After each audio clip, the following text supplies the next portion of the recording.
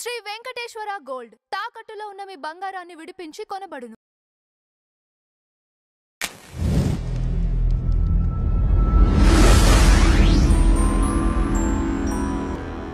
Madam నమస్కారం. నమస్తే అండి. మేడం, బండ్ల గణేష్ దీపావళికి ఇచ్చిన పార్టీ ఇంకా చర్చనీయాంశంగానే ఉంది. దీంతో పాటు లేటెస్ట్గా లోకేష్ని కలవటం ఏంటంటారు? దీని వెనక ప్రధాన కారణం అంటే మొన్నటి వరకు కాంగ్రెస్లో ఉన్నట్లు మాట్లాడిన అతను ఇప్పుడు సడన్గా లోకేష్ని వెళ్ళి కలవటం, మొన్న గెట్ టుగెదర్ పార్టీతో దీపావళి రోజున పార్టీ ఇవ్వటం, ఇవన్నీ దేనికి సంకేతాలు? సాధారణంగా అతను పార్టీలు ఇవ్వడు, ఎక్కువ ఖర్చు పెట్టడు అని అతని మీద ఒక అపవాదం ఉంది. అది నిజమో కాదో మనకు తెలియదు కానీ బట్ దీపావళికి చాలా పెద్ద ఎత్తున ఆయన దీపావళి సెలబ్రేషన్స్ పేరిట మొత్తం డైరెక్టర్స్, ముఖ్యమైన డైరెక్టర్స్ని, తర్వాత చిరంజీవి గారు లాంటి ఒక పెద్ద హీరోని, రాఘవేంద్రరావు గారిని, ఇట్లా తనకు కావాల్సిన వాళ్ళందరినీ పిలిచారు అనేది తెలుస్తుంది మనకి. అయితే ఎందుకు పిలిచారు అంటే ఏదైనా అంటే ఆయన ఏదో ఒకటి ఆశించకుండా చేయడు, లేదు ఏదో ఒకటి ఆయనకు కావాలనుకుంటే చేస్తారు అనేది. ఇప్పుడు చాలామంది ఆయన సినిమాలు తీశారు. ఈవెన్ పవన్ కళ్యాణ్ని ఒక దేవుడిగా చిత్రీకరించింది బండ్ల గణేషే అంటారు. గబ్బర్ సింగ్ తర్వాత పవన్ కళ్యాణ్తో సినిమాలు చేయలేదు ఆయన. చేయకపోవటానికి రీజన్ త్రివిక్రమ్ శ్రీనివాస్ అనేది అందరూ చెప్పుకునే మాట. అంటే త్రివిక్రమ్ శ్రీనివాస్కి ఈయనకి పడదు అనేది. అందులో నిజానిజాలు వాళ్ళకే తెలియాలి. తర్వాత చాలామందిని ఆయన పెట్టి సినిమాలు తీశారు, కొన్ని సక్సెస్ అయ్యాయి కూడా. అయితే సడన్గా ఆయన ఏమీ సినిమాలు చేయటం మానేశారు. మానేశాక కాంగ్రెస్ కండువా కప్పుకున్నారు, కాంగ్రెస్లో ఎమ్మెల్యే సీట్ ఆశించారు. But he's not serious for anything అన్నట్టుగా ఆయనకు ఒక ముద్ర పడింది చెప్పాలంటే.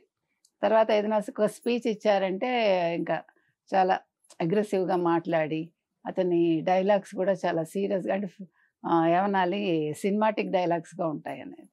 ఓకే. ఇప్పుడు మీకు రైటర్స్ రాస్తూ ఉంటారు చూడండి, హీరోలను బట్టి మాటలు వస్తూ ఉంటాయి. ఆ రకంగా ఆయన మాటలు తూటాలు పేలుస్తాడు అనేది ఆయనకు ఉండే ఒక ఇది. అయితే ఇప్పుడు కొత్తగా ఎందుకు ఈ రకంగా చేశారు, ఇంత కోట్లు ఖర్చు పెట్టి ఆయన చాలా పెద్ద పార్టీ అరేంజ్ చేశారు అనేది. అయితే మళ్ళా సినిమాలు తీస్తారు ఆయన అనేది ఒక టాక్ వస్తుంది. సినిమాలు తీయాలనుకునే క్రమంలో మళ్ళీ అందరికీ దగ్గర అవ్వాలి అని అనుకుని ఉంటారు అనేది అందరూ చర్చిస్తున్న విషయం. సో మంచిదే, సినిమాలు తీసి నిర్మాతగా ఆయన మళ్ళా ఎప్పుడో చిన్న చిన్న వేషాలు వేసుకుని ఒక సాధారణ స్థాయిలో ఉండే బండ్ల గణేష్ అనే వ్యక్తి తర్వాత చాలా అందరూ ఊహించని విధంగా ఒక గొప్ప స్థితికి వెళ్ళాడు. దాని మీద చాలా కాంట్రవర్సీలు వచ్చాయి. అందులో నిజానిజాలు మనకు తెలియదు అనుకోండి. సో అది ఒక పక్కన పెడితే అది ఇప్పటికీ ఆ చర్చ కొనసాగుతోంది. దీపావళి అయిపోయి చాలా రోజులైనా కూడా ఇంకా ఆ పటాసులు పేలుతున్నాయి ఇంకా చెప్పాలి. ఈలోగా నిన్న ఏమైంది, కడప ఐఏఎస్ అధికారి చెరుకూరు శ్రీధర్ వాళ్ళ ఇంట్లో వివాహ వేడుకలకి బండ్ల గణేష్ వెళ్ళారు. వెళ్ళినప్పుడు ఈయన మన ఐటీ మినిస్టర్ నారా లోకేష్ గారు కూడా అక్కడికి రావటం జరిగింది. వస్తే నారా లోకేష్ ఆయన భుజం మీద చేసి ఒక ఫోటో తీసుకోవటం మనం చూసాం. సో దాంతో ఇప్పుడు రకరకాల కథనాలు బయటకు వస్తున్నాయి. అంటే ఏంటి, ఈయన రాజకీయంగా ఏమైనా మళ్ళీ తెలుగుదేశంలో చేరతారా? అంతకుముందు కాంగ్రెస్ అన్నాడు ఆయన. అయితే ఎలక్షన్స్ ముందు 24 ఎలక్షన్స్కి ముందు ఆయన తెలుగుదేశం వైపే మాట్లాడారు. తెలుగుదేశం ఖచ్చితంగా గెలుస్తుందని చెప్పారు ఆయన. చాలా మంచి మంచి స్టేట్మెంట్స్ ఇవ్వటం జరిగింది. ముఖ్యంగా బాబు గారిని కలవడం, బాబు గారి వల్లే తన ఆస్తులు దక్కాయని చెప్పుకోవటం, ఇట్లా ఓపెన్గానే ఆయన చెప్పడం జరిగింది. కాబట్టి ఇవాళ బండ్ల గణేష్ అనే వ్యక్తి ఒకవేళ మళ్ళా ఏమన్నా తెలుగుదేశంలో చేరతారా, దానికి సంకేతంగా నిన్న నారా లోకేష్ తోటి మాట్లాడటం జరిగిందా, నారా లోకేష్ కూడా చాలా ఆప్యాయంగా దగ్గరికి తీసుకుని పలకరించారు, మాట్లాడారు అని తెలుస్తుంది. అయితే ఇక్కడ మీకు తెలంగాణకు వచ్చేసరికి ఇప్పుడు తెలుగుదేశం పెద్ద యాక్టివ్గా లేదు చెప్పాలంటే.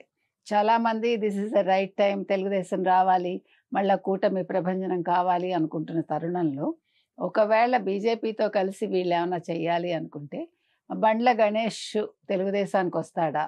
ఇప్పుడు ఇక్కడ అధ్యక్షునిగా ఎవరిని తీసుకోవాలనే దాంట్లో కూడా తర్చన భర్జనలు జరుగుతున్నాయి కదా తెలంగాణ తెలుగుదేశానికి.